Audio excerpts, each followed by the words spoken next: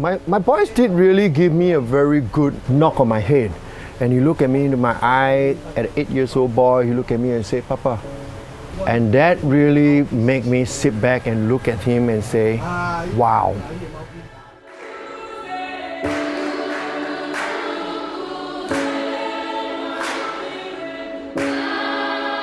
Hi, I'm Douglas Yeo. At the age of 52 right now, I'm a happy scuba instructor trainer. I'm also one of the volunteers in the Tham Luang Cave, Thai Cave Rescue in 2018, June, July. Yeah.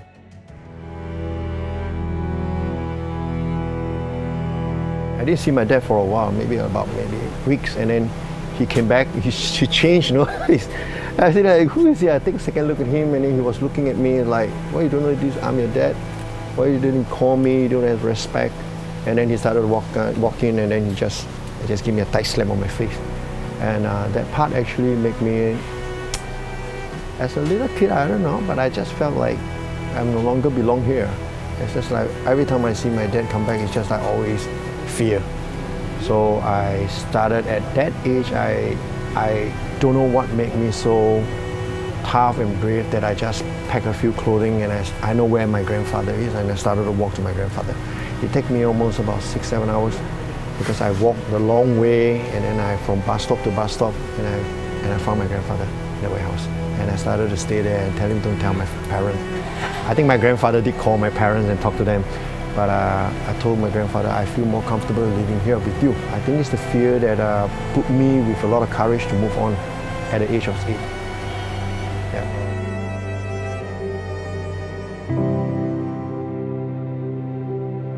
When I was young, I always wanted to be a diver.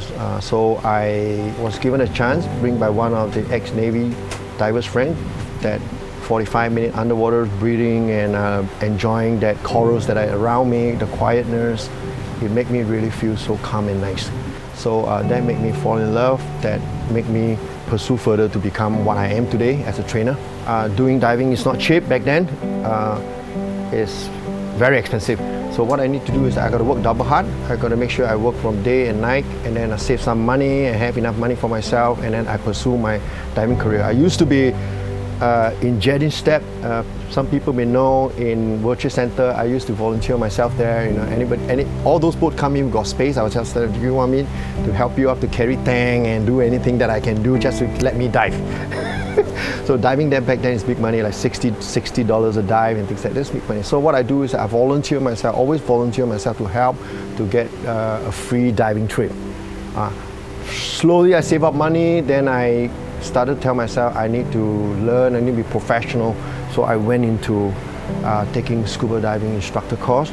Back then I was very lucky, I got a good trainer with me. They really grew me up and then make me fall in love more into diving, and then I non-stop till today, 20 over years.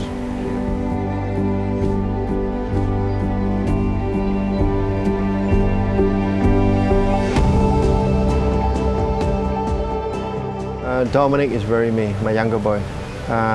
He's very close to me. He walks like me, he talks like me, he smiles like me, he's naughty like me.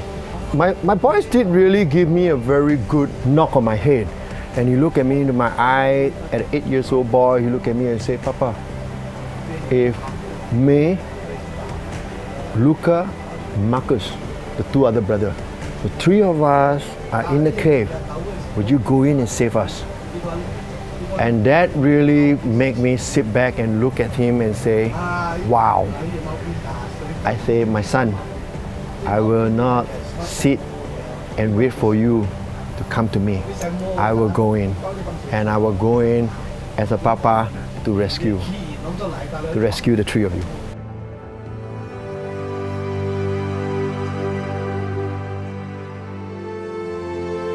My mission was going in to rescue the last 5, the coach and the 4 kids. Yeah, I don't think about anything. I basically just tell myself, my mission is just to go in, rescue. But I remember what my boys say. If it is the 3 of them, will I quit or not? So there's no quit. My chief tell me, we're not going to quit. We're going to stay on, rescue them, and then we come out. So the whole journey is unbelievable.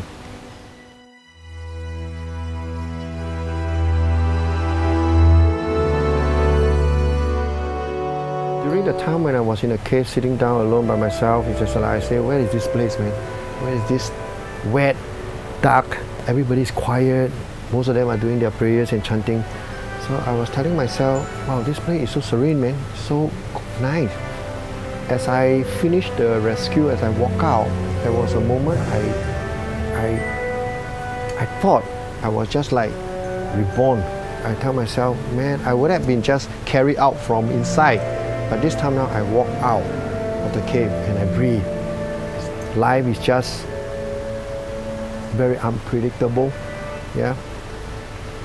In this whole journey of my life, I experienced one thing that I strongly believe: helping people is the greatest thing to do in life.